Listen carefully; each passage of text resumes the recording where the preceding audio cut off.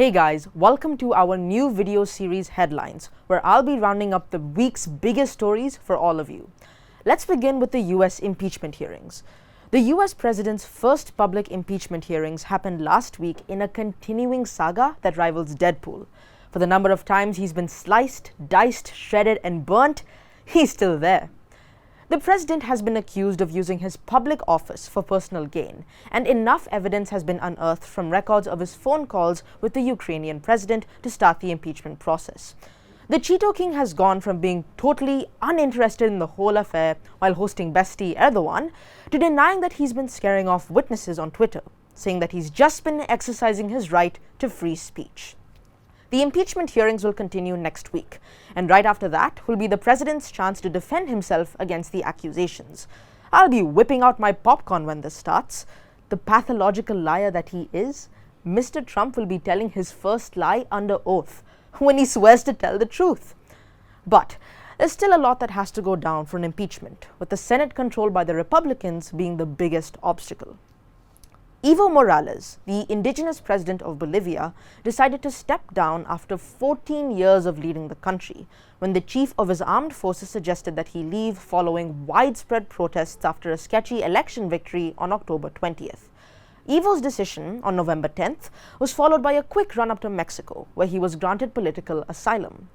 Janine Anez, a political foe of Mr. Morales, declared herself as Bolivia's interim president, and she said she'll hold fresh elections. Looks like it's now time for Bolivia to evolve. Alibaba Singles Day on November 11th broke its own records again. The 11th edition of the annual online shopping festival, created as an anti-Valentine's Day event in China, raked in $38 billion in revenues in a single day, smashing last year's record of $31 billion. Taylor Swift shook things off for the day with a performance that included hits from her latest album. And that got the cash registers ringing, as nothing, the Hong Kong protests or trade tensions with the USA or a slowing economy, could come between Chinese shoppers and the goodies on offer online. And now we'll sit back and wait for a tsunami of cardboard and plastic from the packaging to hit the world. Venice was hit by its worst floods for half a century, as heavy rain and strong winds pushed a really high tide through the flood walls in the city. Venice is built on a series of small islands in a shallow lagoon and has slowly been sinking, a situation made worse by rising sea levels as a result of climate change. The latest flooding is the highest recorded in the city since 1966. Water entered the world-famous St. Mark's Cathedral, forcing authorities to close down the iconic tourist spot. All modes of transportation, the gondola and the vaporetti, were shut down. Seems pretty weird, considering that the gondolas and the vaporettis primarily operate on water.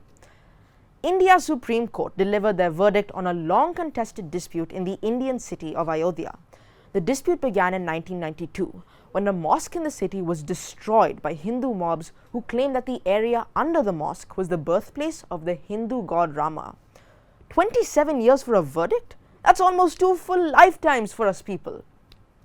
The Indian court acknowledged that the destruction of the mosque was illegal, but they decided to allow the Hindus to construct their own temple over the plot of land anyway.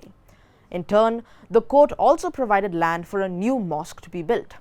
That's like having a bully take away $10 from a kid, and a teacher letting the bully keep the $10 and giving the kid 50 cents out of pity. India's Muslim community, the kid with the 50 cents, has not complained majorly for obvious reasons, but they're thinking of filing a review petition. After being trapped in a rather sticky situation, Greta Thunberg is traveling with Australian YouTubers to the climate conference in Spain. Thunberg was traveling from the United States down to Chile, where the 2019 climate conference APEC was supposed to be held. But Chileans decided to protest against the Santiago metro fare hike and rising inequality in their country. This got out of hand pretty quick, and the climate conference was shifted to Spain. This put Greta in a quandary. She was on her way to Chile, and while she could spin around, she couldn't go to Spain without using unsustainable modes of transportation, something that she's vowed not to do. Couldn't she have just got onto Skype or Zoom to address a conference in Spain? Anyway, luck was on her side when she found the Australian YouTuber vloggers Riley Whitelam and Elena Carausu sailing on the catamaran to Spain, and tagged along with them. That's all for today. See you next time on Headlines.